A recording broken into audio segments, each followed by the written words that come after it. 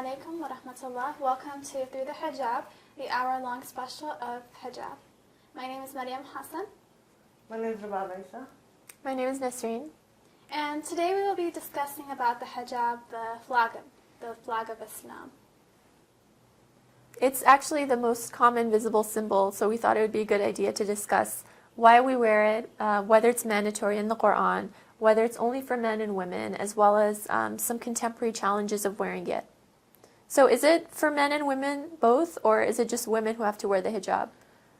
I believe it's for both, but everyone has his own, I guess, or her own way of adhering to the hijab, or because the word hijab itself but actually means all different things, not just the scarf. For women, obviously it's hijab. You wear the scarf to cover your hair, but also you wear it modestly, and you wear modest clothes. And for men also, there's certain clothes that they have to cover the area from the chest to the knee, or I believe a little bit below the knee. But it's more than just a physical covering, right? When we say hijab, we mean more than just your modest clothing, or for women covering their hair. It's a lot more than that, I think. It's the way that you carry yourself, and that obviously would apply to both men and women. Yeah. It's just having a very respectful... Islam prescribed it both for men and women. Hijab is... everyone has their bit, of course. Women hijab is different from men hijab. I have a question for you ladies. How do you feel about wearing a hijab living here in a Western country? How does it feel? Do you feel like you embrace it? Does it make you feel empowered? I would say it's probably more difficult than it would be in a Muslim country, just because if you're living in a Muslim country, you have possibly the advantage of other women wearing hijab and you don't stand out so much. So the number one thing is that you will stand out and people will probably notice you a lot more than if you weren't wearing hijab. But I think we should embrace that. Yeah. I mean, I can't think of any Muslim woman who wears the hijab who can't say that she hasn't been noticed because of it. Yeah, and I feel it's empowering too. It definitely empowered me. And it is, I want to say, it is a constant reminder that, you carry the flag of Islam. You have to always, not because you carry the flag of Islam, of course you have to be convinced and understand the concept of hijab, the physical hijab and the spiritual hijab. But also it kind of gives you that feel of responsibility. You're responsible. Whatever you do, you talk, the way you carry yourself, that, like Nisreen mentioned, you're responsible to, you represent Islam, so you have to, you have this duty, responsibility to represent it the best way you can, and always work on. I mean, for me personally, I always try to work more on myself and try to, even if I, kind of tackle what I need to work on individually, but just be busy working on yourself. And educating yourself more, because you're going to be asked a lot of questions,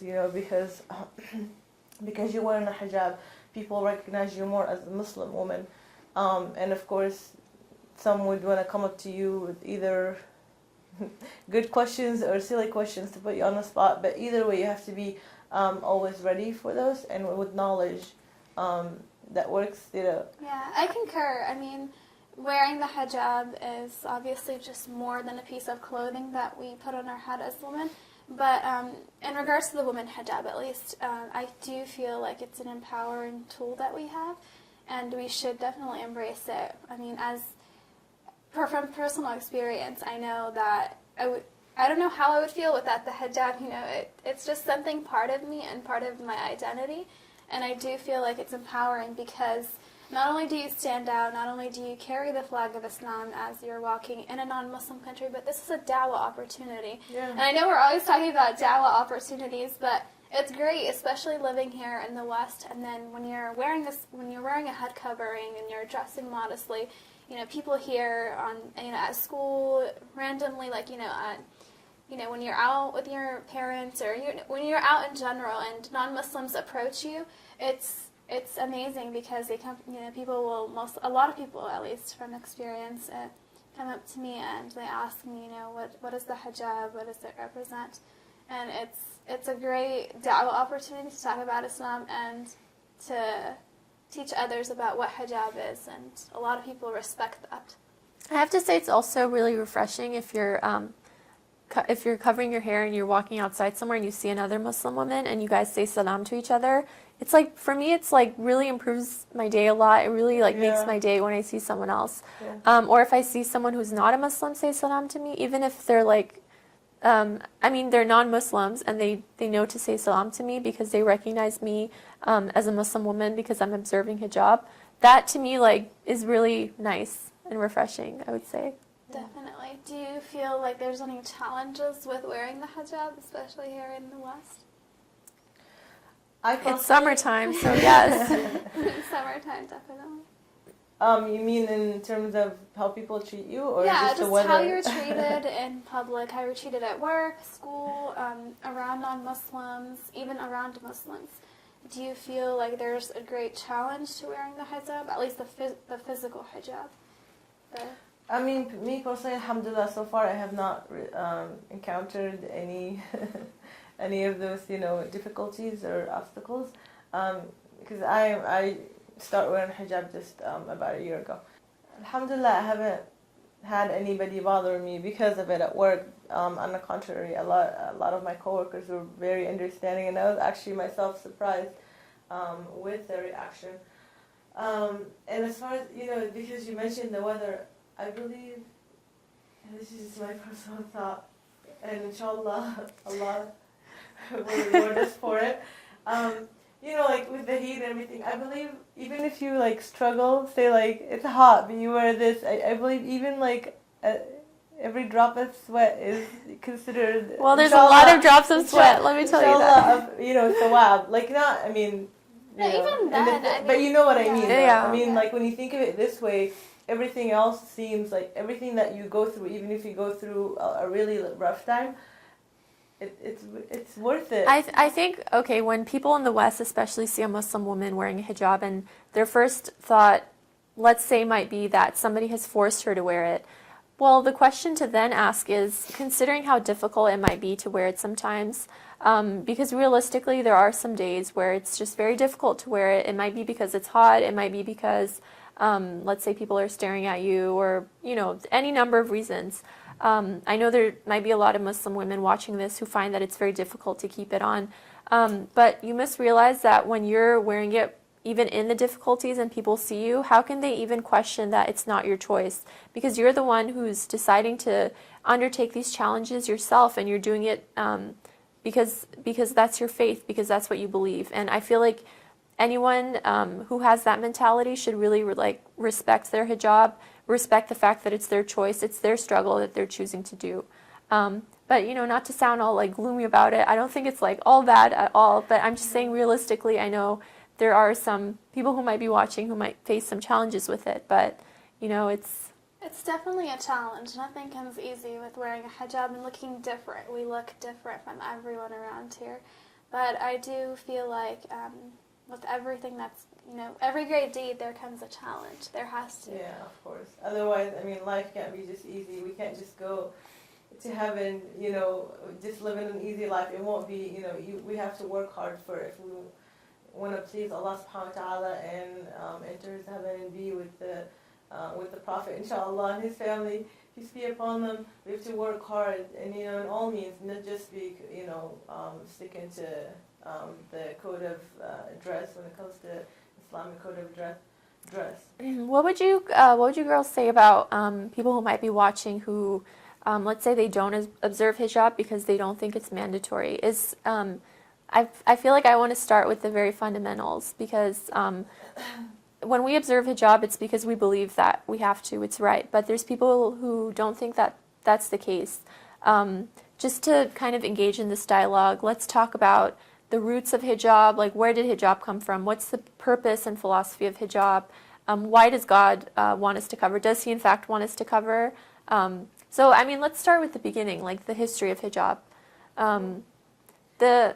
Wasn't it it was brought for the believing women to wear to distinguish them from the non-believing women so that they wouldn't be harassed. Isn't that right? Well, it is for protection, and Islam is not the first religion that, I mean, this is not something new that Islam presented to the society back then when Islam came. Christians, I mean, pre-Islamic.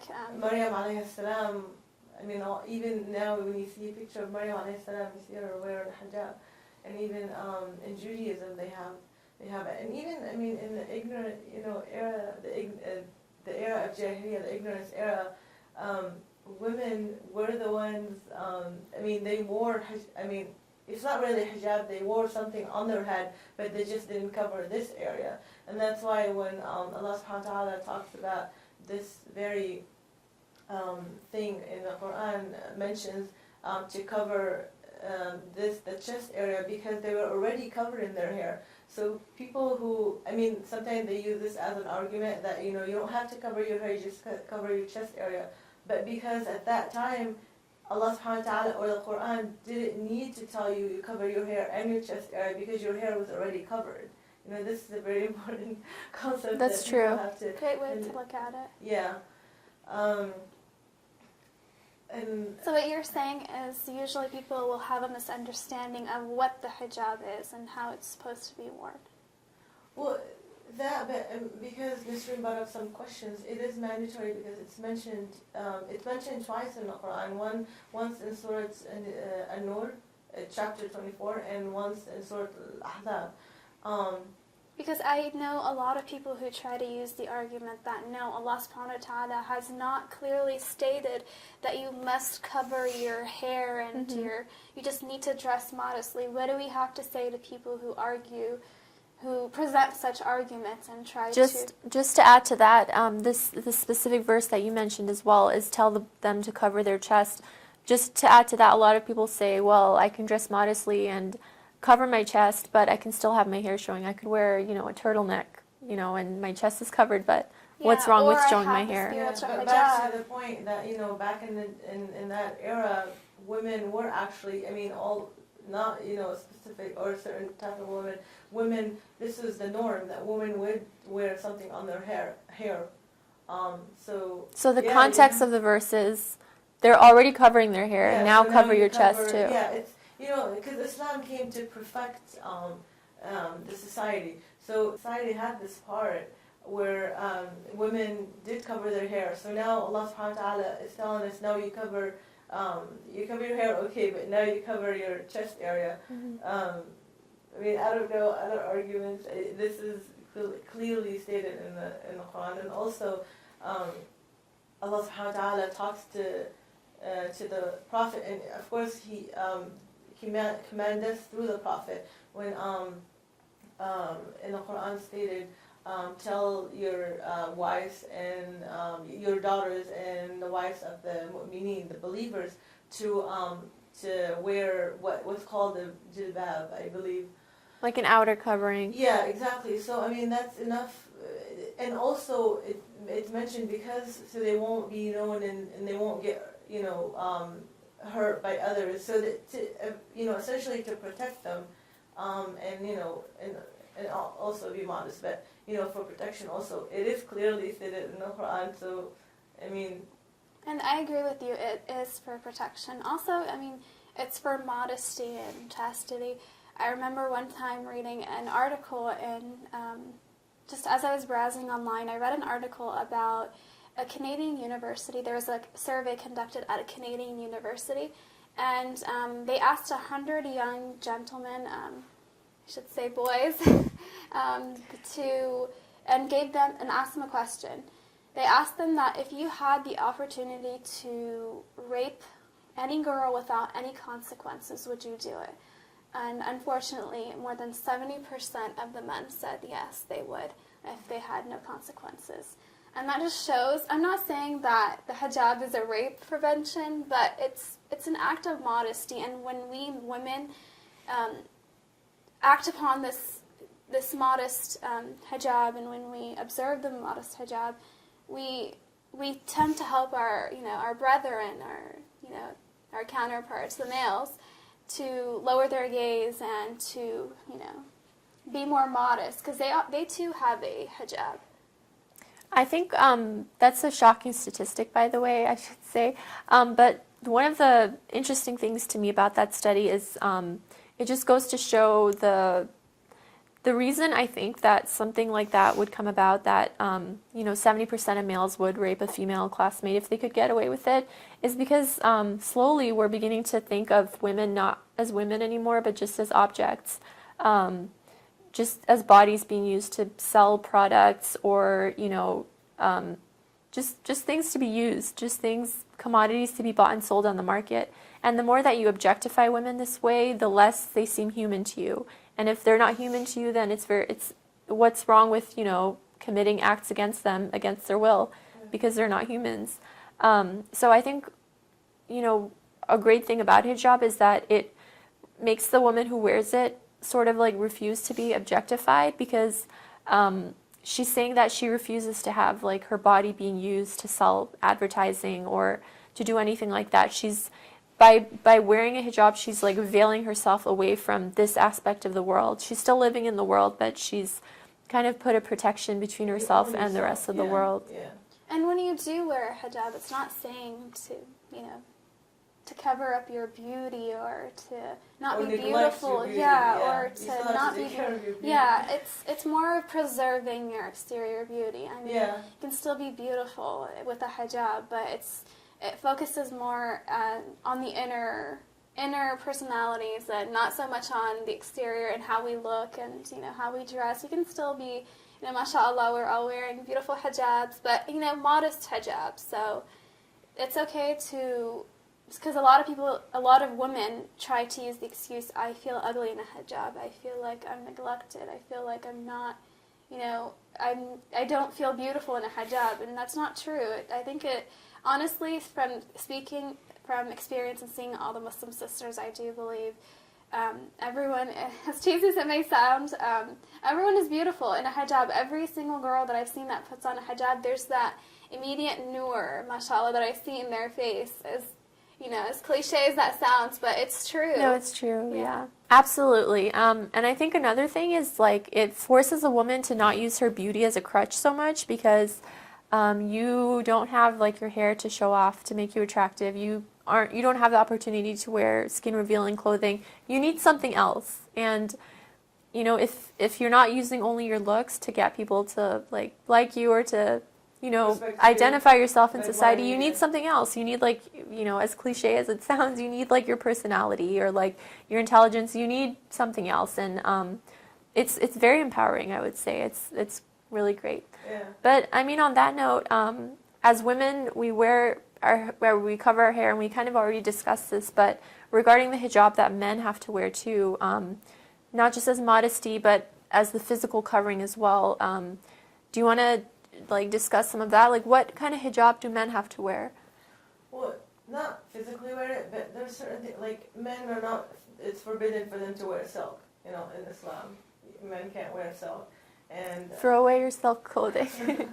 Silk, gold. Silk and gold, yeah. And there's a reason behind the gold, too, because, it's healthy reason, too.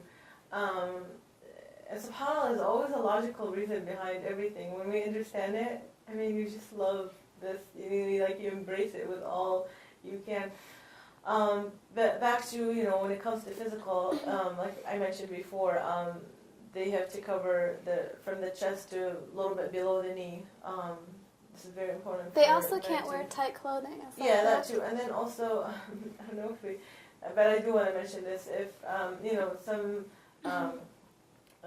if some believe that their body is more attractive because of whatever they do, more attractive than, I guess, the average, they should really be modest about it and cover it, and not try to,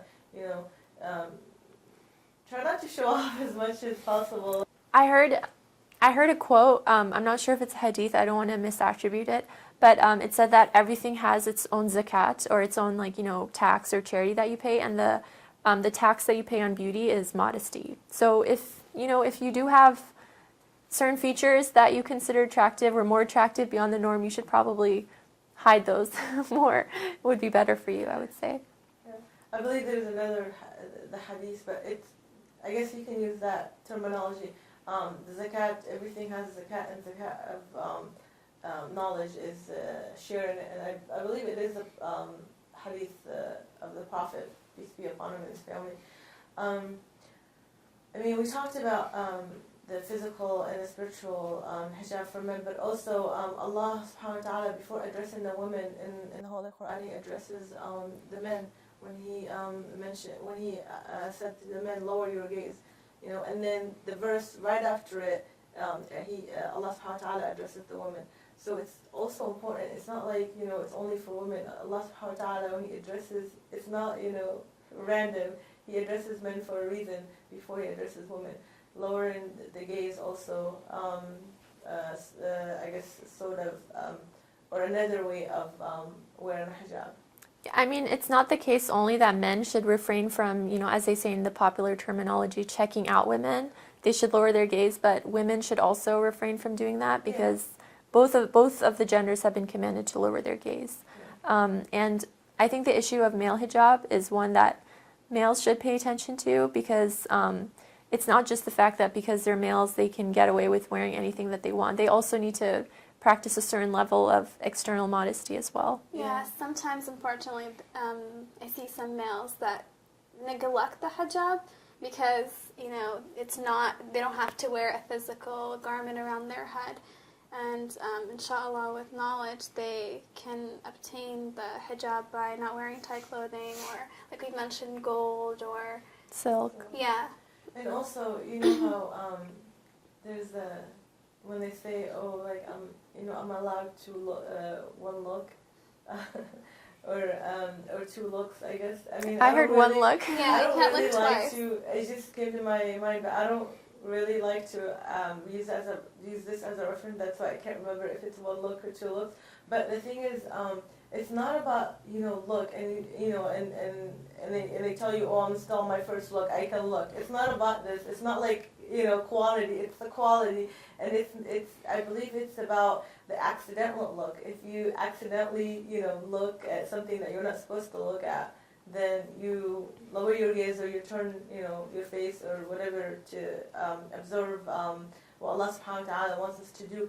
But, you know, just don't say I'm still on my first look. I want to return to the point we were raising about the reason behind we do things. Like, let's know the reasons behind we're doing things so we can really, like, understand why we're doing it and have a stronger desire, interest in it.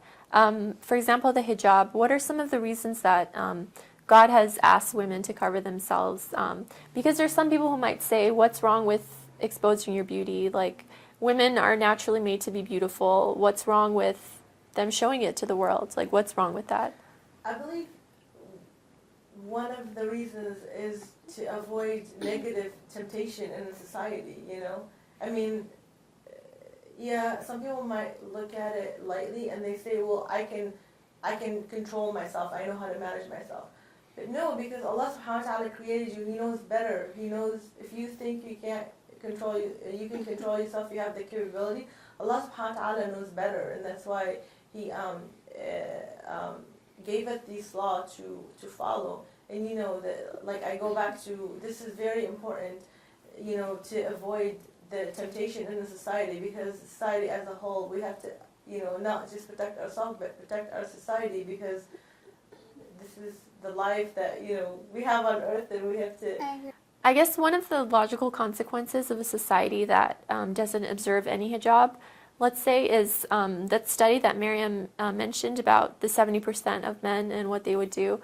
I feel like that's an extreme conclusion to make, but I feel like that would be like a natural consequence of a society with, I would say, no modesty. Is eventually what would happen is women would become objectified to an extent where they're no longer even seen as human beings. I'm not saying that's necessarily the case right now, but if that's what happens in society, if that sort of mentality keeps up, where people expose themselves, I feel like there's a lot of disrespect that would happen. Yeah, and also, I mean, if you look at it, if you still, trying to convince yourself or trying to, I guess, make the hijab idea make sense to you, for you to accept it.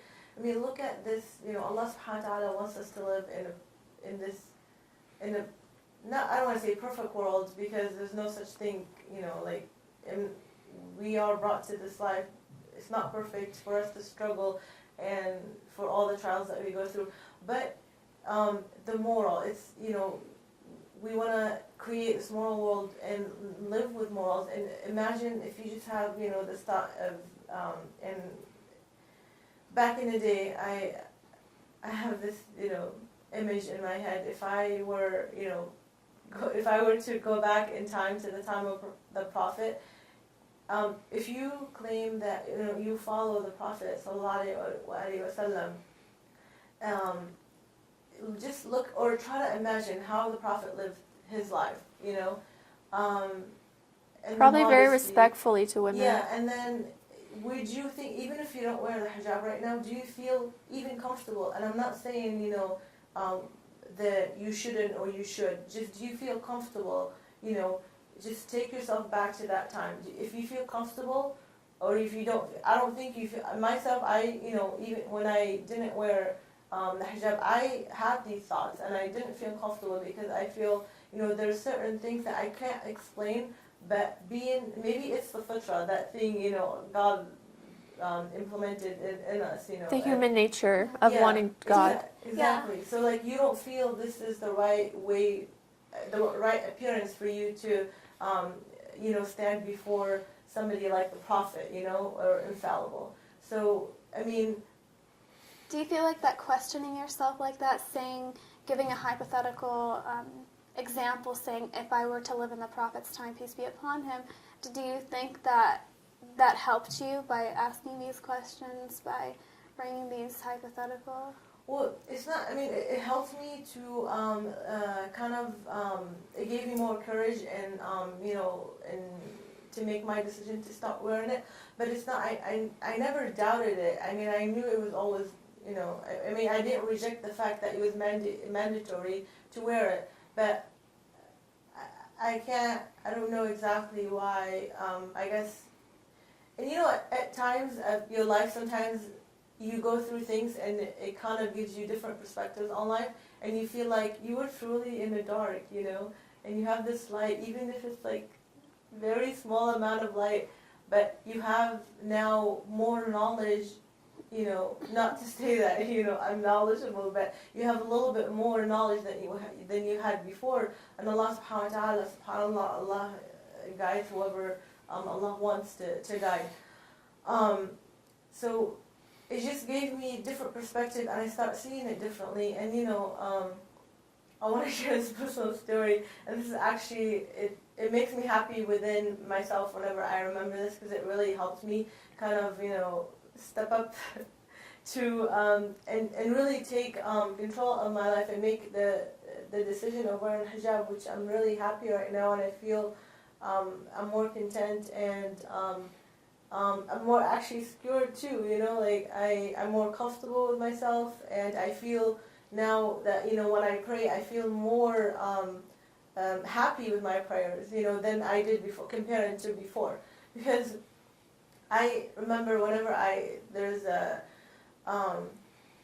time where whenever I pray, whenever I say Assalamu alaikum ayyuhan nabi, I feel ashamed, because I didn't wear the hijab. How am I, sending salam to the Prophet, and I'm not making him proud, because I wasn't even proud of myself, And it's I was at that stage of my life where, I want to wear it, but I don't know why I'm not wearing it. And I'm not too happy with myself because I'm not wearing it. But once you reach that point and, you feel now you're at least improving yourself, even if you do it, with small steps, but at least you know that you're getting, you're working on it, And then other things come to play, of course. Thank you for sharing that story. I didn't mean to interrupt you. I just wanted to say it's true. If we imagine ourselves going back 1,000 years to sit with the Prophet, would we want to wear hijab? Yes, we'd probably want to wear, Iranians chador or a big abaya or something. because you're with the Prophet. You'd like to be as modest as you possibly can. But I feel one of the beauties of Islam is it's not just for thousands of years ago, but it's still around for today. It's very timeless. Like one thing that's happened with a lot of religions is that it's gone diluted over time, and they've kind of adapted it to modern society.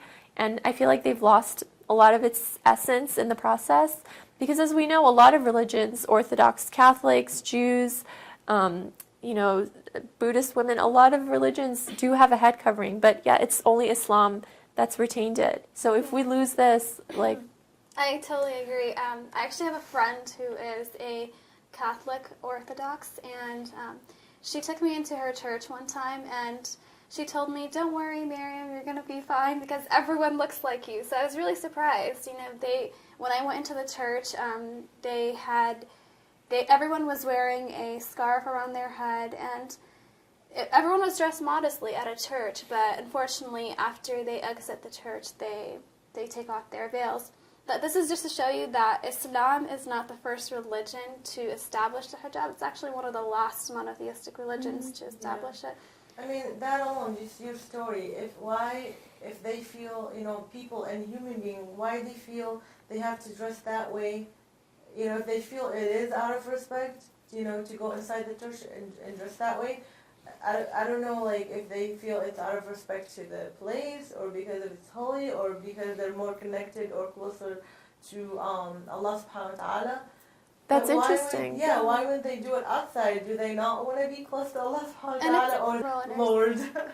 Yeah, and it's like what Nasreen said. It's because these traditions of past religions, monotheistic speaking, they have diluted over the years, and that's why Islam is still standing strong today, because it has kept on to these traditions and to these Islamic customs, and I truly believe it's one of the most beautiful things that Islam has done is keep these traditions over the past years, even though the eras have changed, the times have changed, people have changed, everything has completely, changed, but the Islamic values are still there, unlike unfortunately, some other religions where they have diverted from these customs. There's this concept that the more modern a woman is, the more educated she is, the more she's going to realize how backwards, quote unquote, the hijab is, and she's going to dress in a way that's appropriate to, the modern society that she lives in. In our society, that would mean a woman wearing, exposing her body, exposing her hair, just because that's what's considered modern. But as Muslim women today, we can show that you can still be a modern woman, but still observe your modesty. And by observing your modesty, you're showing that you actually respect yourself more, because, that's what's most modern and advanced of all, is that you, rationally speaking, have understood that in order to truly respect yourself, you should not expose yourself so much. You should kind of guard your beauty a little bit and protect yourself by hiding some of it, I think. Yeah, and this thought just came to mind when you said preserve. You said earlier, hijab, the woman preserve herself.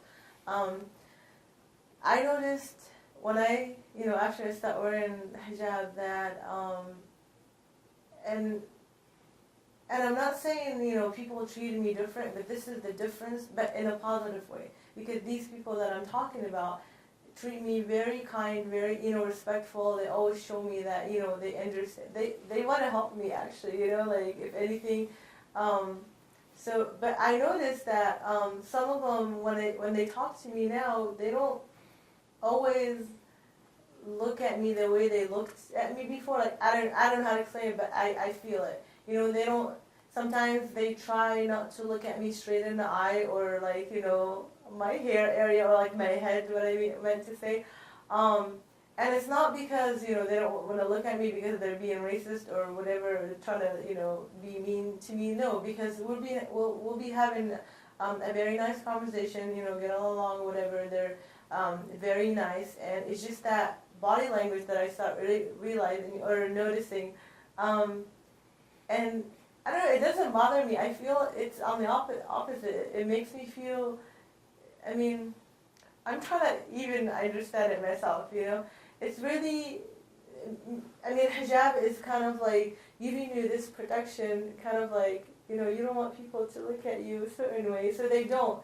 And I don't think they're doing it intentionally. They're not really thinking about it because it doesn't always, I mean, you know, while you're talking to somebody, their body language changes. So it's happening, you know, without even them noticing it, which is, I don't know, I just feel this is really something. That was really good stuff, but unfortunately we're out of time. So we're going to continue this topic in the next time, inshallah. Till then, assalamu alaikum wa rahmatullahi wa barakatuh. Assalamu alaikum.